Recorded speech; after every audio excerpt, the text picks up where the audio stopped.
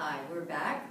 We're going to continue our discussion with Yvette Christian from Osterhout Middle School about her unit of instruction on Hachet that you did for 9 weeks in the fall, which was basically taken from one of the DOE sample units, but tweaked and morphed to make it your own with all of your wonderful teaching experience.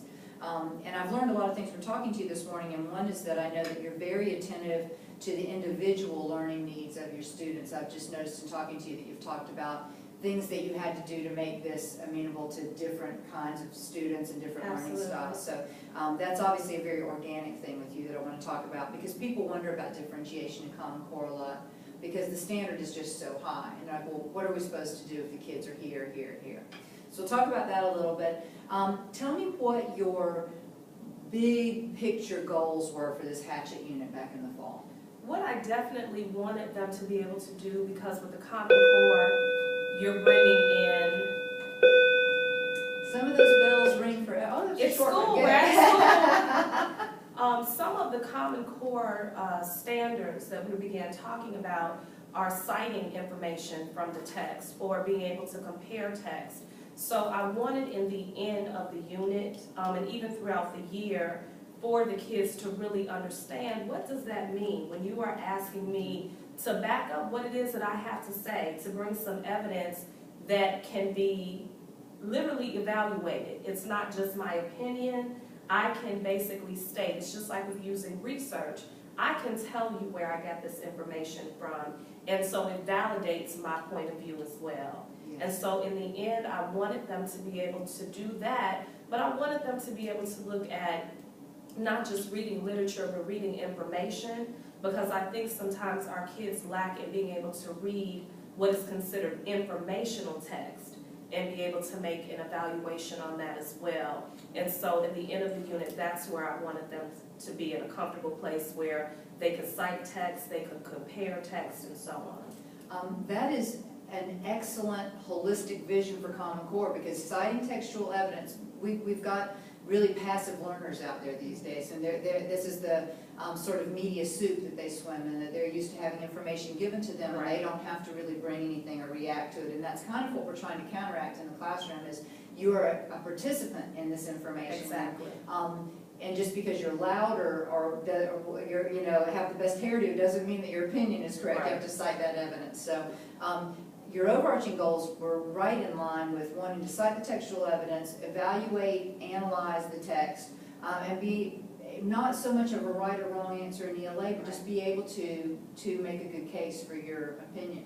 So I know that when you began this unit, you started wisely with a really cute engagement activity to get them involved in Hachet. Tell me a little bit about that, and feel free to share the wonderful stuff you have on the wall here. Okay, well, what we started with to really engage the students, because even we as teachers sometimes, we don't necessarily like every novel that we have to teach, and so it's important to make sure that we are so engaged that it transfers to our students. Modeling. And so, and so because I want to make the experience fun, I wanted them to be able to move about, I decided, how can I make them connect to the character before we even begin reading the text itself. So one of the things that I did, and I can show it to you, is we started off with a grocery bag. And we talked about if we were stranded somewhere based on our location being here in Georgia, we're stranded somewhere and all we have is a bag or a backpack or so on. We thought about the things that we would have, and we looked at, the kids said we would have snacks, we might have money, a cell phone of course, maybe a flashlight. We might have paper, a pocket watch for those kids who still use watches, a GPS, and so on. And so what they did was sort of begin to evaluate, how is this going to be useful? And out of the discussion, they began to sort of debate the usefulness. Some students thought a cell phone was going to be a great plan, they could call home, while other students said, you're lost in the Canadian wilderness, what good is a cell phone going to do if it goes dead, if the signal doesn't work? And so it created great conversation within the classroom. From there, the students had to actually pull out their own book bags. And in groups, they evaluated based on what was in their book bag, if they would really be able to survive in the wilderness. And so it was a really fun activity. We had kids who had tons of things in their backpacks, and then we had some who may have only had a binder. And so now we have to figure out, what can we do with this? And they did come up with great ideas of taking pieces of their backpack apart and turning it into a fishing line, or pieces of the binder metals and using that for self-defense and those kinds of things. But it made them very thoughtful about what they were doing. I love the interactive, talk about having the kids have to meet you halfway down the road. They can no longer sit and absorb. An engagement activity in the past for this might have been, look at the cover of the book, now put it away and answer these 5 questions. Who is the author?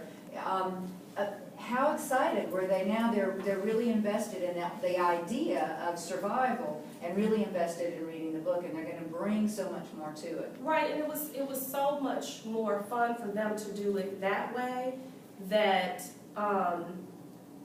instead of even me taking my book bag out, because I carry a book bag as well, and say, here's what I have, It's so what do you think is this? So but now it's me, it's very personal. I can imagine being in the wilderness and getting lost, and this is literally all I have. These are truly my belongings.